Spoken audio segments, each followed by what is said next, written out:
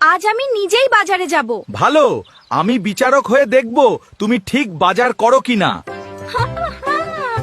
আমার পেছনে আসবা না কিন্তু। না না, আমি তো শুধু বাতাস খেতে বের হয়েছি। আজ ভাবি নিজে বাজারে তা ভাই ফুলকপি কই তাকে দেখছি না কা। হ্যাঁ, আজ ভুলের কোনো সুযোগ নেই। আলুর দাম এত বেশি কেন?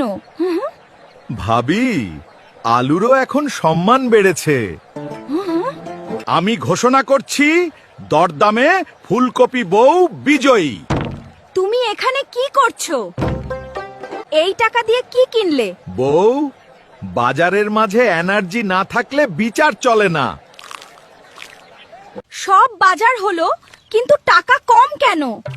ওটা বিচারকের খাবার খরচ।